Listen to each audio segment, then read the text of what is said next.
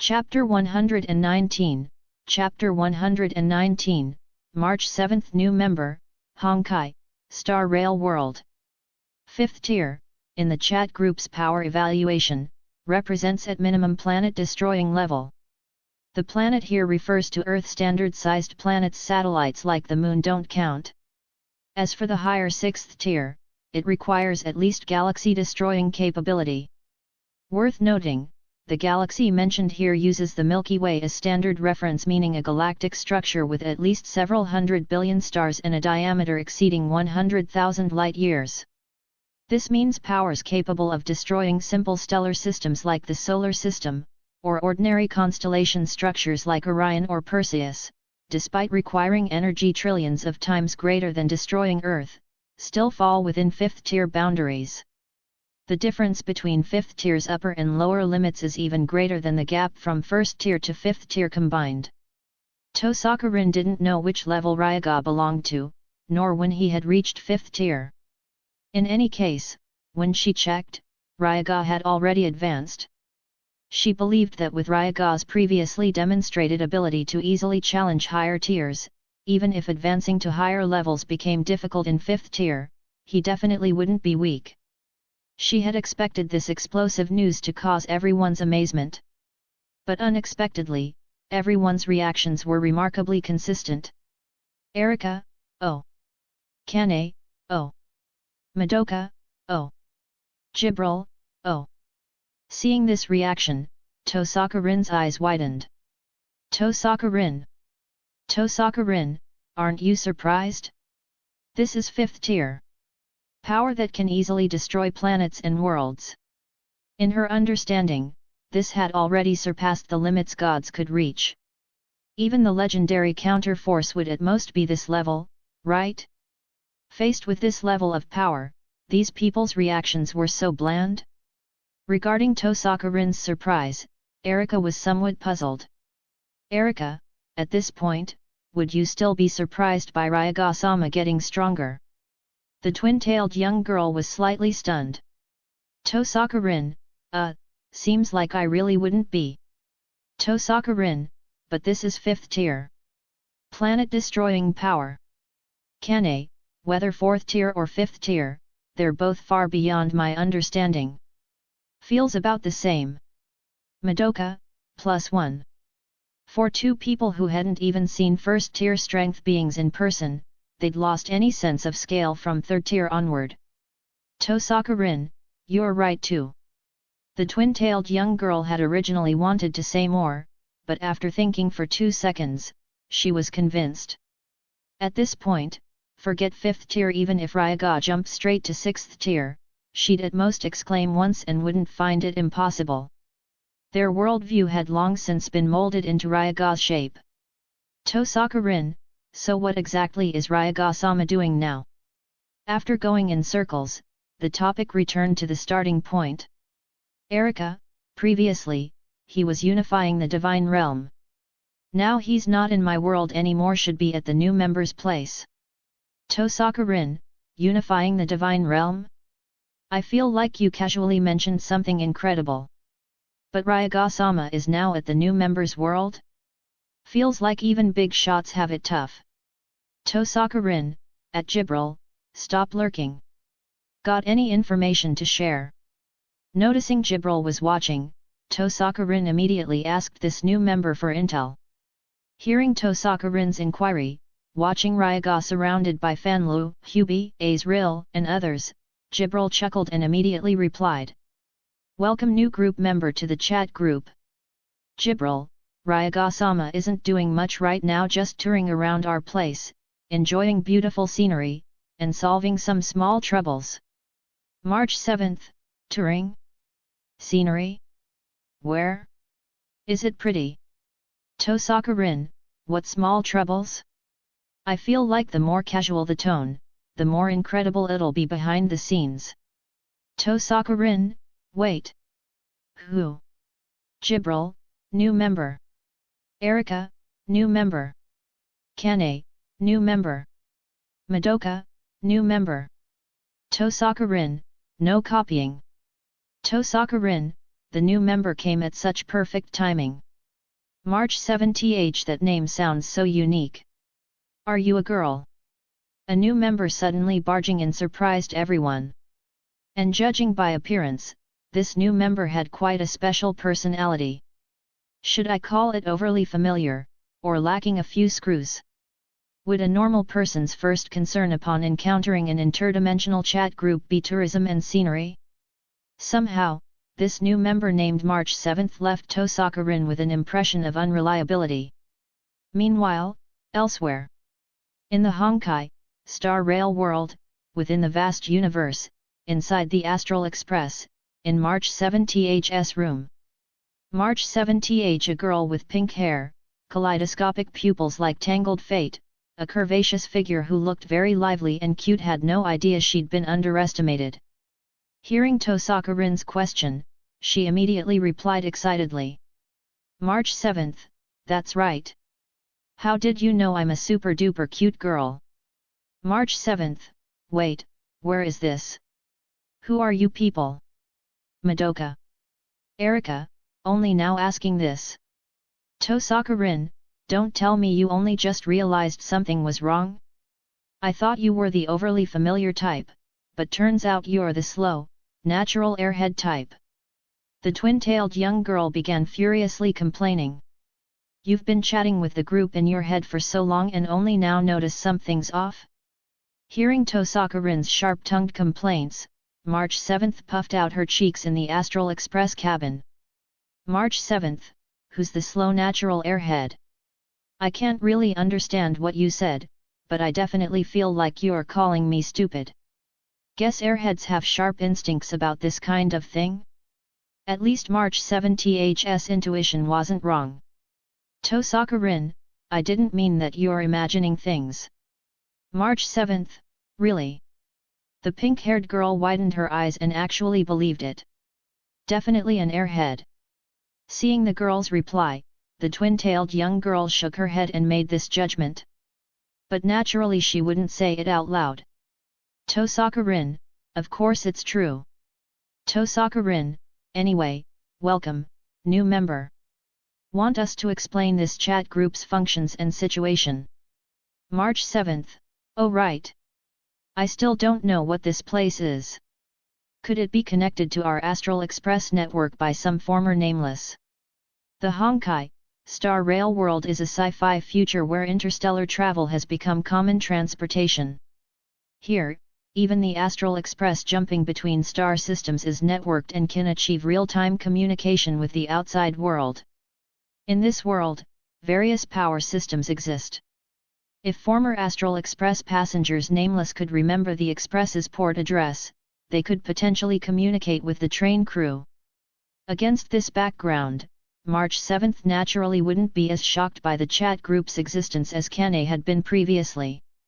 She'd at most consider it some advanced technology. Tosaka-rin, nameless. March 7th, adventurers who explore the stars like our Astral Express. I remember Himeko-ni-san saying we're quite famous, surely you've heard of us. The pink-haired girl found this strange. Although she'd visited places that didn't know about the nameless before, those were usually indigenous planets that hadn't even achieved interstellar society awareness. But now, since these people could master interstellar communication technology, they should understand interstellar society. Anyone familiar with interstellar society shouldn't be unaware of the Trailblaze faction's nameless. Although their strength wasn't particularly great, their reputation in this galaxy was definitely top tier. Honestly, March 7th was a bit disappointed. She'd been hoping to show off a bit. Naturally, the chat group members couldn't give any other response. Tosaka-rin, sorry, never heard of it. Madoka, I feel like March 7th Nisan might have misunderstood something. Erika, Rin, did you notice the new member just mentioned interstellar exploration? Tosaka-rin. Madoka. Those who understood this term's weight were immediately stunned. If the new member wasn't lying, this time the new member's world was very likely the most technologically advanced world yet. Regarding everyone's reaction, March 7th felt puzzled again. March 7th, interstellar exploration, what's wrong with that? Tosaka-rin, mind if I ask where you are right now? March 7th, my room. Tosaka-rin. Tosaka-rin, I mean your specific location. Are you on Earth? The twin-tailed young girl nearly coughed up blood. Who knows where your room is? Hearing this, March 7th finally understood what she meant. March 7th, oh. You mean this? I'm currently on the Astral Express. Specific coordinates unclear, but we're about to reach the Herta space station. Himekoni-san said we need to resupply there. March 7th, as for the Earth you mentioned, I don't know which planet that is. I'll check the database later. But according to Uncle Yang, the Herta space station orbits the Azure planet, so it's probably not the Earth you mentioned. March 7th, however, if you have interstellar coordinates, you can send them to me. Anywhere with coordinates, our Astral Express can reach. We could visit you. The unsuspecting girl said this enthusiastically. Without any scheming nature, she didn't realize she'd already leaked most of her intelligence. Naturally, she couldn't realize how dumbfounded the recipients of this information were. Hearing these beyond common sense words, Tosaka-rin and Erika initially suspected the new member was a fraud playing with them. But recalling March 7th's displayed intelligence, she didn't seem like the type who'd be good at deception. But if what she said was true, wouldn't that mean the new member's world was truly incredible? No wonder she didn't find direct brain connection chat groups strange. In her world, brain domain internal communication devices had probably already become widespread. Realizing this, Tosaka-rin immediately replied. Tosaka-rin, March 7th-san, you seem to misunderstand our chat group. That's why you think we're in the same world, the same universe. Tosaka-rin, I must tell you that we each come from completely different universes, completely different worlds. Tosaka-rin, rather than aliens, we're more like people from other dimensions. Seeing Tosaka-rin's reply, the pink-haired girl was immediately stunned. March 7th, hey. To be continued. Chapter 120, Chapter 120, March 7th, could I actually be strong? In the Honkai, Star Rail world, different worlds also exist. However, here, world doesn't mean planets or universes, but refers to small areas within star systems isolated by imaginary number space. According to imaginary tree theory, the Honkai, Star Rail world has countless small worlds that, like leaves, grow on the same tree but are isolated from each other and cannot contact one another. Only eons, or major interstellar forces blessed by eons, or through star tracks laid by the Astral Express, can break through imaginary number space barriers, traverse the stars, and travel from one small world to another. Representative forces include the Inter-Astral Peace Corporation worshipping preservation, the Xianzhou civilization worshipping the hunt, and naturally the Astral Express worshipping trailblaze. As an Astral Express member, March 7th had naturally seen many small worlds along interstellar routes. Different worlds posed no conceptual difficulty for her. However, after patiently listening to Tosaka-rin's explanation, even she understood one thing. The worlds Tosaka-rin spoke of differed from her own understanding. So-called interdimensional chat groups connected individuals from completely different universes beyond the observable universe. March 7th, is this real? March 7th immediately became excited. For trailblazers, nothing was more thrilling than other universes. That represented unknown territories untouched even by the Astral Express, unexplored even by the trailblaze in Akivali. If she could reach such places, wouldn't she become a trailblazer even greater than Himekoni-san? Tosaka-rin, of course it's real. If you don't believe it, you can come over and see for yourself. March 7th, ooh. Can this chat group really travel to other universes? The pink-haired girl's eyes sparkled, completely interested. Tosaka-rin, of course. As long as someone's willing to invite you and spend certain points. Tosaka-rin, however, some worlds are still dangerous. People without power shouldn't venture there rashly. After detailed explanation, the twin-tailed young girl suddenly remembered something. Tosaka-rin, by the way, since you're in an interstellar civilization, your strength should be pretty good, right? Anyone daring to traverse the stars shouldn't be ordinary people. Hearing this question, the pink-haired girl paused slightly. March 7th, Strength. She pondered for a few seconds. Among the current Astral Express crew, her strength ranked a solid 4th. Though the train crew currently only had 4 people not counting Pom-Pom. As dead last, she obviously couldn't match Dan Heng or Welt Yang, nor did she have the courage to challenge Navigator Heimko. If the other party questioned her strength, she might have gotten defiant with her personality, but Tosaka-rin clearly showed concern, and she understood unknown universes would definitely have unknown dangers. So after contemplating, she drooped her head dejectedly. March 7th, my strength is average. I can only fight small fries. But if Heimko-ni-san and Uncle Yang could come with me, then no problem. She had complete confidence in those two seniors' abilities. Kane, only fighting small fries? Seems like the interstellar age isn't as exaggerated as Rin said. She immediately believed March 7th's words. Tosaka-rin, after all, humans are still humans. The twin-tailed young girl also sighed in relief. She'd been worried about another Jibril type who played pig to eat tiger, but now it seemed otherwise. Thinking this, out of habit from verifying Jibril's strength, she still checked March 7th's personal profile. Then she froze. Tosaka-rin. Tosaka-rin, you call 4th tier continental sinking level strength fighting small fries. Tosaka-rin, at March 7th. Tosaka-rin, are your small fries made of gold, or is their meat golden? The twin-tailed girl frantically complained. Damn, she knew new members weren't that simple. Kane, another monster-level new member. Kane was also shocked. With Ryuga already at 5th tier, 4th tier didn't sound particularly impressive, but that didn't prevent the new member from becoming second strongest alongside Jibril upon joining.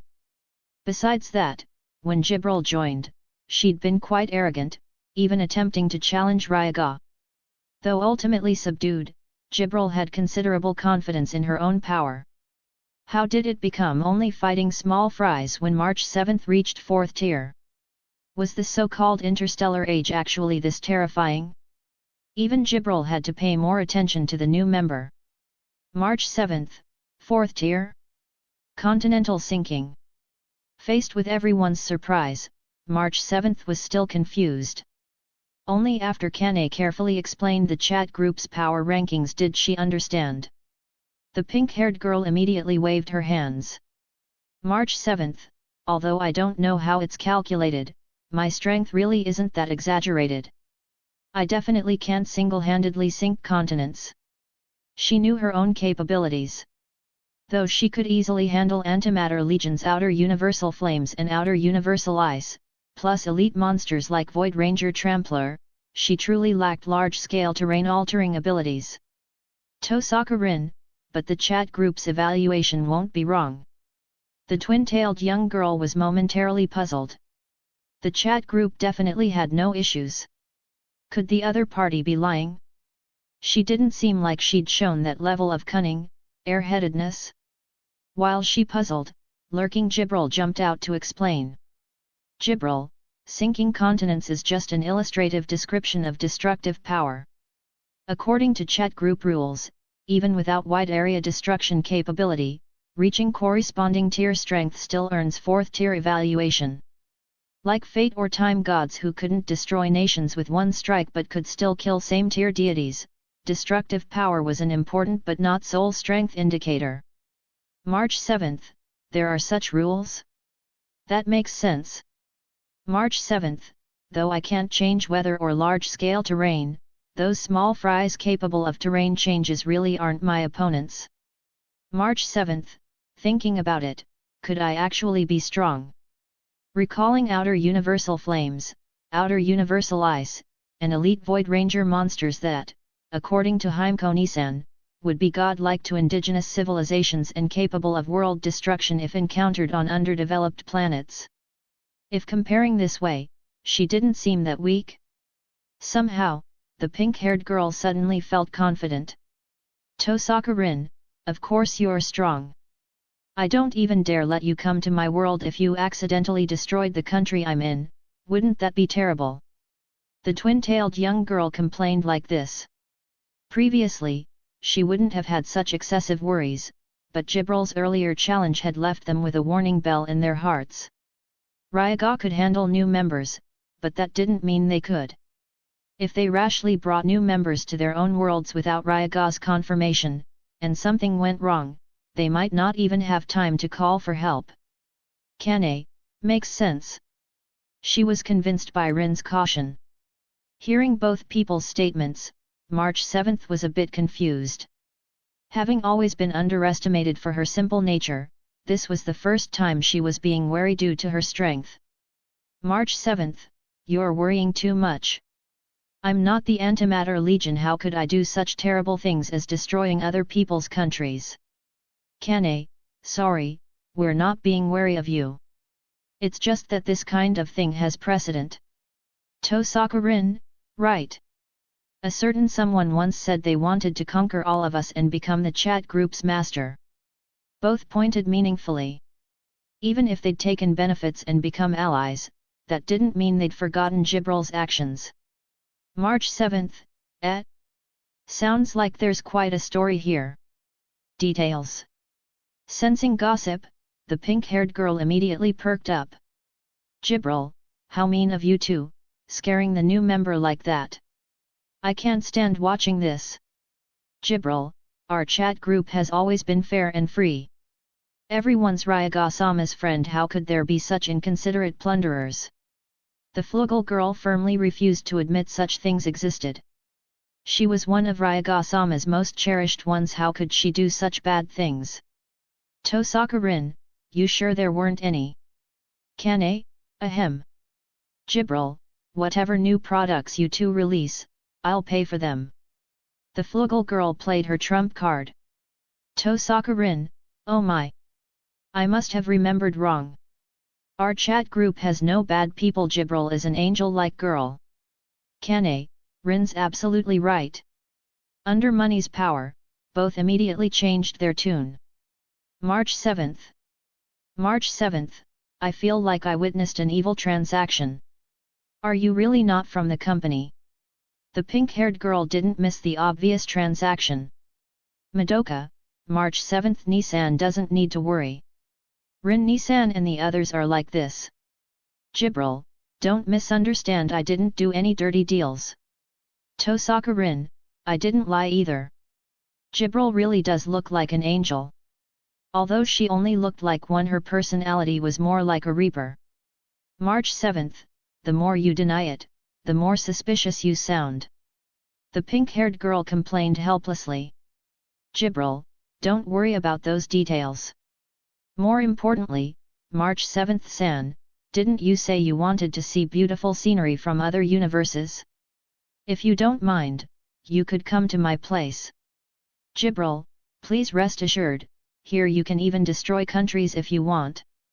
The Flugel girl had some unknown scheme, desperately inviting March 7th. March 7th, I don't want to destroy countries. The pink-haired girl complained, but was somewhat tempted.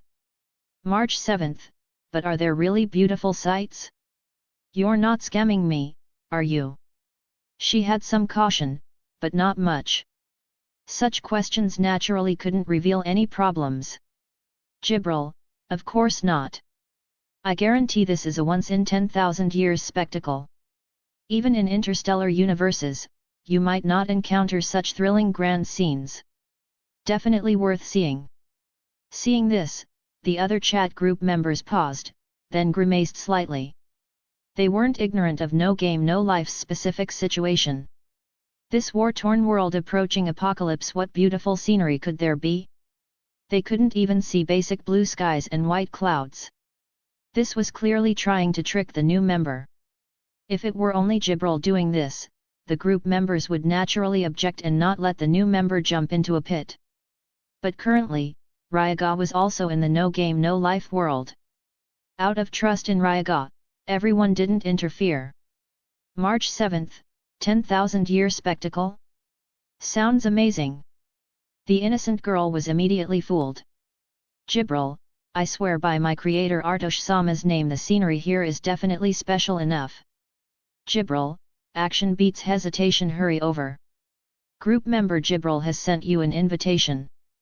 Jibril, don't dawdle. If you're late, you might miss it. The series of urgings made March 7th nervous too. She'd originally wanted to ask Heimko or Welt Yang for their opinions, to see if the two elders would come with her. But hearing Jibril's urgency, she instinctively thought it was some fleeting scenery. Plus Jibril's guarantees sounded sincere, unlike lies. Forget it. I'll go take photos first, then share them with Heimko-ni-san and the others when I get back. Her naturally impulsive nature was stirred up. March 7th, wait for me, wait for me. I'm coming right now. Too late to pack spare clothes, she grabbed her ever-present camera and directly accepted the invitation. In just a moment, the scenery before her changed from her princess-decorated bedroom to an unfamiliar world.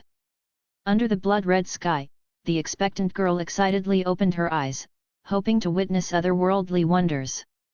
Then she saw the Ex Machina legions before her, flanked by forest elf and dwarf warships, plus Dragonia, Phantasma, and other supernatural beings. The scent of iron and blood permeated the entire battlefield, with unsettling power fluctuations emanating from the fleets. March 7th immediately froze. Where was the promised beautiful scenery? This was clearly the prelude to world-ending war. To be continued. Chapter 121, Chapter 121, Kakik, even if you scream your throat out, no one will come save you. When March 7th accepted Jibril's invitation, the group livestream simultaneously activated. Thus, everyone in the group could see March 7th's current situation. Under the blood-red sky, a machine-like army formation stood at the forefront like a steel torrent, the Ex Machina Legion. On the left, the Flugel escort ships flickered with the radiance of multiple spell formations. On the right, the dwarf fleet was covered with weapons, their tips inscribed with runic formulae that looked ancient yet powerful. Above, Dragonia as massive as small mountains raised their heads high, while phantasma of various forms were restrained at the rear. Without a doubt, the power of this army before her eyes was enough to destroy the world. Seeing this formation, even Madoka and Kane, who were most unfamiliar with large-scale military operations, immediately sensed the decisive battle atmosphere in the first instant. Tosaka-rin, Jibril, this is what you called a little trouble? The twin-tailed girl questioned with twitching lips. She knew Jibril was unreliable, but didn't know she was this unreliable. A war capable of destroying the world also counted as a small trouble? Facing this questioning, Jibril revealed a cunning smile. Jibril, for Ryuga-sama, perhaps it really is. Tosaka-rin. She actually couldn't refute it. On the other side, seeing this terrifying setup and the conversation between the two in the group, March 7th quietly took a step back, feeling her legs go weak. Before this, she wasn't without worries about problems arising. However, after learning of her strength, Rin's previous reaction had been so exaggerated that it gave her the illusion she might be quite strong. If she was considered a strong fighter even in another world, then just going over to take some photos shouldn't be dangerous. That's what March 7th had thought before. However, after truly arriving in this world and truly seeing the formation before her eyes, Miss March 7th began to regret it. She even started suspecting whether Tosaka-rin was a shill, deliberately trying to dispel her vigilance. Otherwise, why would Rin be so surprised when facing her 4th-tier level strength? Clearly before her now, these 10,000 plus Ex Machina almost all had strength equal to or surpassing hers. Her power before this entire army could accomplish absolutely nothing. Not to mention, the dozens of Dragonia overhead emanating incomparably terrifying auras, those were definitely not at the level of common elite monsters. Besides that, the two slightly weaker armies beside them also emanated heart-palpitating auras. With her excellent intuition, March 7 believed these two armies definitely concealed trump-card weapons that could easily blow her to smithereens. Though she wasn't exactly weak, each of these forces could easily thrash her. After realizing this, Miss March 7th, who had inherited the pioneering spirit, maintained a calm surface while actually already preparing to run. Aunt Heimko had taught her, if you can't win, run, there's no shame in it. March 7th's plan was wonderful, but unfortunately, before she could take a step back, the Flugel girl before her discovered it. Where do you think you're going? Jibril used spatial shift to appear directly behind March 7th, her face wearing a mischievous smile as she pressed down on her shoulder. Being touched on her back so suddenly, March 7th jumped in fright. She hastily waved her hands. And nothing, I wasn't thinking of going back. Just after saying this, she covered her own mouth, revealing a frustrated expression. This stupid mouth, wasn't this just trying to cover up and making it more obvious? Seeing such a simple and transparent reaction, Jibril blinked and her smile deepened. Want to go back? That's not impossible. She deliberately teased. Really? Okay. March 7th immediately looked up, her eyes full of hope. Of course it's okay. Jibril nodded, then said with a mischievous smile. The prerequisite is, you have to become my, no wait, master's plaything. Ah. And no way. I have no experience at all, kids don't understand these things, I'm not tasty at all, we can't do that kind of thing. March 7th's pretty face immediately turned completely red. Though her personality was innocent, she wasn't a child who understood nothing. She knew what adults meant by plaything. For a mature older sister, such things might not matter compared to life, but for her, who still held many girlish fantasies, she'd rather die than agree to such conditions. She was still waiting for her white knight to appear and save her. Facing March 7th's excuse, Jibril found it quite interesting. She touched her chin and said matter-of-factly. No problem, my master likes children. Hey! March 7th was dumbfounded. What kind of pervert is this? Tosaka-rin, hey! Erika, hey! Kane, hey! Madoka, hey! The others in the chat group were also dumbfounded. Erika lowered her head to look at her chest, which she'd always been quite satisfied with, her expression somewhat doubting reality. Could it be that Master has never been interested in her because her figure is too good? Does that mean Liliana's childlike figure actually better suits Master's tastes? Kane also looked down at herself. Her figure was even more impressive than Erika's. After sighing with slight disappointment, she shifted her gaze to her two younger sisters practicing swordplay in the courtyard. Shinobu and Kaneo seemed to still have a chance. Looking at their slender curves, she couldn't help but think this. Madoka's face burned red all at once. After all, speaking of youth, in the group it seemed only she and Tosaka-rin were youngest. As for Rin, her first instant reaction was indeed surprise and delight. But she quickly came to her senses. Tosaka-rin, you're making it up, aren't you? Aren't you afraid Ryuga-sama will settle accounts with you? No matter how you looked at it, Jibril's words were unreliable. How could someone as powerful as Ryuga-sama have such interests? Jibril, of course it's true, I would never deliberately slander Master. According to my 72 hours of continuous non-stop observation of Master day and night, Master is indeed more patient with young children. The Flugel girl held her head high and chest out, replying with complete confidence. After grasping this preference, she often appeared in lowly form to gain her master's favor. Hearing this, everyone in the group paused slightly, quickly realizing Jibril had misunderstood. Erika, being more patient with young ones compared to adults who've lost their potential is quite normal, right? Kane, yes, Ryuga-sama having that side is because he's very gentle. Please don't misunderstand, Jibril. Tosaka-rin even found the key point and directly complained. Tosaka-rin, Ryuga-sama being gentle is normal, but your abnormal stalking behavior is clearly not normal, right? Continuously tracking Ryuga-sama for 72 hours without even being punished. Ryuga-sama's temper really is good. If the million-strong god army from the Campione world heard Tosaka-rin's words, they'd surely die of anger. You're calling someone who slaughtered an entire divine realm a good-tempered person? Are your eyes blind?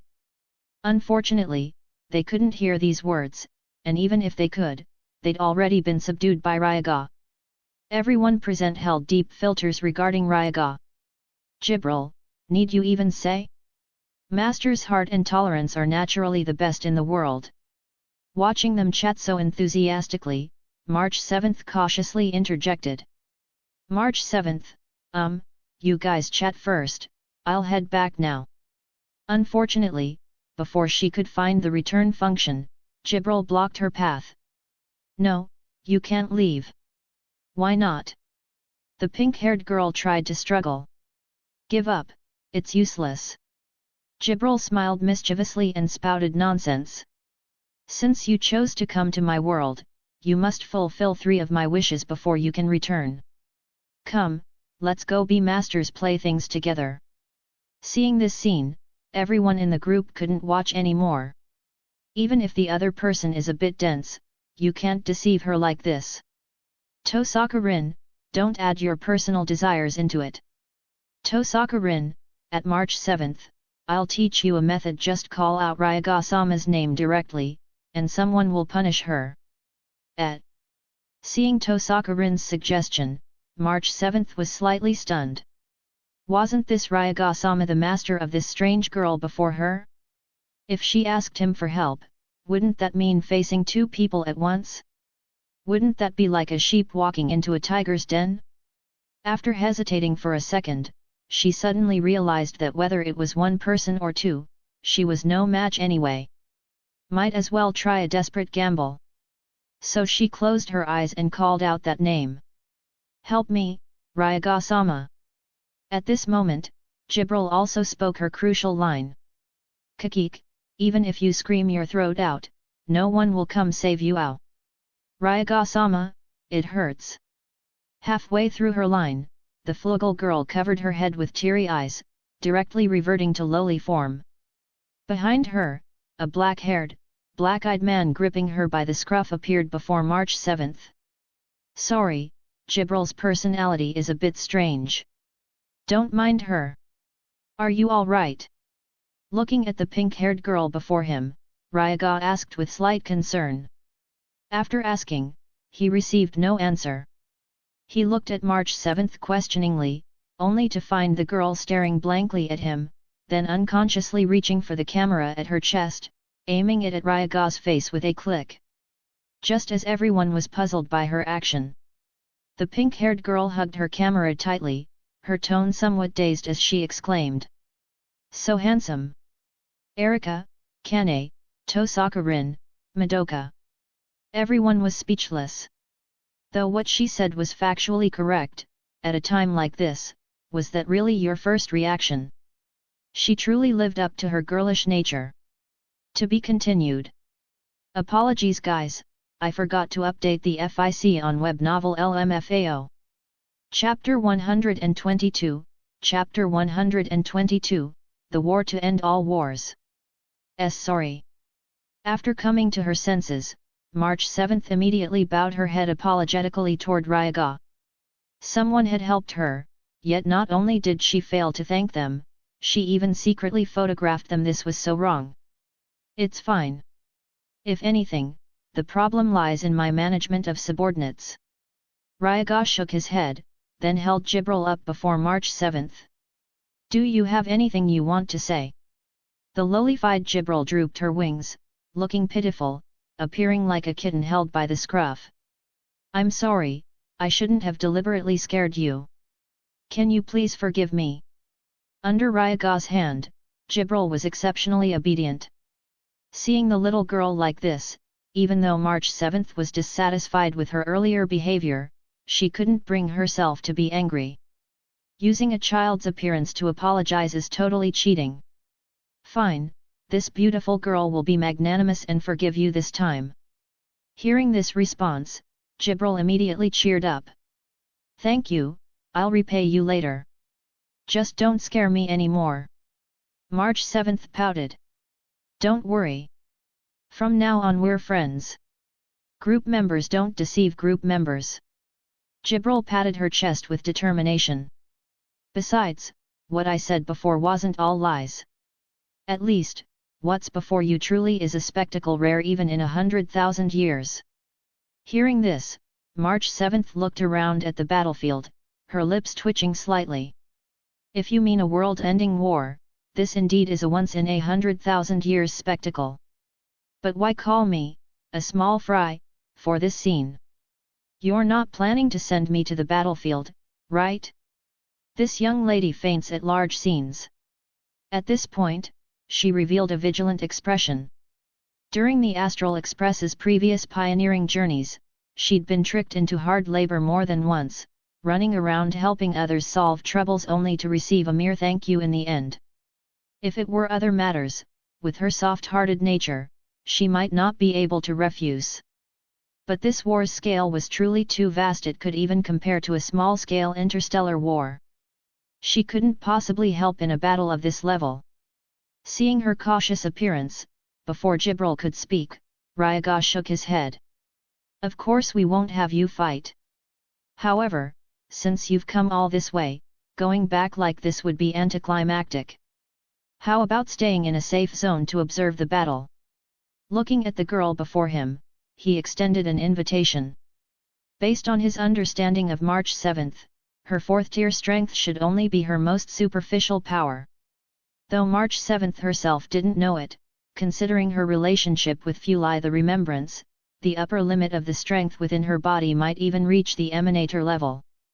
Powerful emanators often possessed 5th tier, even 6th tier level strength. Even Artosh might not be able to defeat such an existence. Moreover, with Artosh's Star Grail characteristics, even if severely disadvantaged, he wouldn't necessarily lose. Of course, no matter how much strength March 7th had or whether she could unleash her hidden power, Ryuga had no intention of having her participate. To deal with Artosh, he didn't need others' help. The reason he wanted to keep March 7th was mainly because he was very interested in her power. In this regard, Jibril luring her over actually deserved credit. Of course, given March 7th's gullibility, there was no need for such methods to easily bring her here anyway. Unlike Artosh who communicated with imaginary energy through the Star Grail, as a Path Strider, March 7th was a couldn't be more pure user of imaginary energy. Researching Artosh could at most yield the characteristics of imaginary energy, but researching March 7th could analyze the power of paths. The upper limit of paths was at minimum a star god capable of encompassing entire universes. Star gods had minimum strength of 6th tier galaxy level and above, with the highest even reaching single universe level. This system's power ceiling was much higher than ordinary mythological systems. At least, for now it was. Thinking this, Ryuga continued. If you want to take some commemorative photos, though the current environment isn't ideal, there should be scenes that satisfy you afterward. Hearing Ryuga say this, March 7th relaxed slightly. After thinking for 2 seconds, she felt Ryuga was right. Having come all this way, how could she leave without taking more photos? Then thank you very much, Ryuga-sama. No need to be polite. Ryuga shook his head, looking toward the distant sky. There, a black dot gradually enlarged. It was the Flugel's main base, Avantheim. Seeing Ryuga seemed quite approachable, March 7th hesitated, then still spoke up. Ryuga-sama, may I ask why you are starting this war? Such a massive war would inevitably cause countless deaths. As a trailblazer with some experience, March 7th wasn't a saint who would say naive things like everyone should make peace. In fact, during their journeys, trailblazers often maintained neutrality, basically never taking sides unless things were especially egregious. However, having witnessed this, her kind nature wouldn't allow her to pretend she saw nothing. March 7th's question also represented some chat group members. Though the smarter ones already understood Ryuga's intentions, those less sensitive to warfare truly didn't understand why fighting suddenly broke out.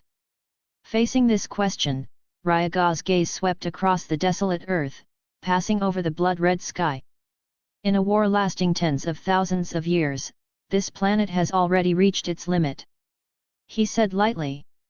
Hearing this, March 7 carefully observed her surroundings, finding it was indeed so.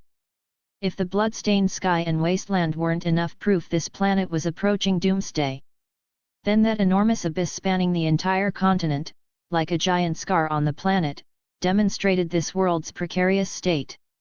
Viewed from space, it wouldn't be strange if this planet shattered at any moment. At this point, March 7 didn't yet know this massive scar was created by Jibril. So in her view, if left alone, this planet stepping into doomsday was only a matter of time. But if war breaks out now, won't that accelerate the world's destruction? March 7 asked, puzzled. No. Ryuga shook his head. This time, it's the war to end all wars. Oh. Though she didn't quite understand, March 7 guessed Ryuga's goal was to save this world, so she said no more. At this time, Avantheim had reached its preset position and stopped. The thousand Flugel previously under Ryuga had now returned to the war god's camp. Led by Azrael, the Flugel faced the coalition army before them with eyes ready for formidable enemies and slightly complex attitudes. Battle was imminent. Ryuga glanced at Jibril. The Flugel lowly immediately understood his meaning, reaching out to grab March 7. The battle's about to start. You should go to the spectator seats first, only that side is safe. Okay. March 7 naturally didn't refuse. After nodding, she hesitated, then waved at Ryuga. Good luck, Ryuga-sama. The next instant, Jibril used spatial shift to take her away, appearing on the warship at the coalition fleet's center. On the warship deck, a night girl with golden ahog was gazing at the enemy overhead. Seeing someone appear beside her, she immediately looked over alertly. Jibril. Recognizing the Flugel lowly, Artoria relaxed, then looked at March 7 beside her. Who is this? Master's friend. Ryuga-sama asked her to stay in the spectator seats. Senior, please remember to protect her well. Jibril was quite respectful toward Artoria, who had once defeated her. At least her attitude was much better than toward Azrael. Hearing Jibril's words, Artoria's expression immediately became serious. Understood. I will do my utmost to complete Master's command. After speaking, sensing the tremendous pressure from the Flugel base, the ahog girl hesitated before asking. Jibril, Master's side, do you really not need me to participate in battle? Even the dwarves, elves, and Dragonia were participating. Artoria felt she shouldn't be left out either. After all, the Holy Sword of the Stars' power should be more helpful to Master, right? Facing this question, Jibril shook her head. Of course not. Seeing Artoria still looked puzzled, she patiently asked. Senior, do you know why these armies are here participating in the decisive battle? Safety in numbers. Artoria hesitated before guessing. The combined strength of these coalition armies was indeed quite formidable, truly world-ending scale power. Since it could be used, there was no reason not to. Her speculation was extremely reasonable. However, after hearing it, Jibril only shook her head. No, Senior, you guessed wrong. She looked at the Night King quietly and answered. Their greatest use this time is as atmosphere builders. Artoria found this somewhat incomprehensible for a moment. Suddenly, incomparably vast divine might radiated outward with the throne at Avantheim's highest point as the center, spreading across the entire world. The sky shook, the earth trembled. Amidst these heaven and earth changes, the war god Artosh let out an incomparably hearty, incomparably joyful laugh. Ha ha ha! Mighty warrior from another world! Has the decisive battle I've long awaited finally arrived? Behind his bold laughter was thoroughly boiling battle spirit. After 10,000 years, the war god had finally found an opponent who could make his blood boil completely. Facing this divine might surpassing all gods, Ryuga merely responded calmly as if feeling a gentle breeze. Right now. I don't want to wait too long. I imagine you feel the same. Though not loud, his words reached the ears of everyone across the entire planet more clearly than Artosh's. Someone was challenging the war god Artosh?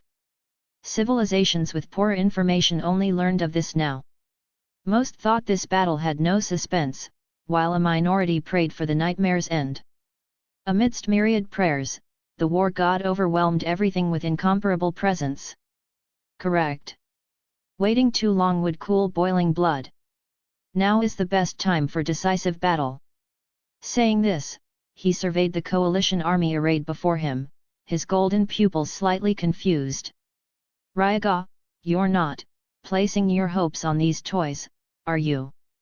The Ex Machina army before him had been modified by Ryuga, their strength multiplied several times.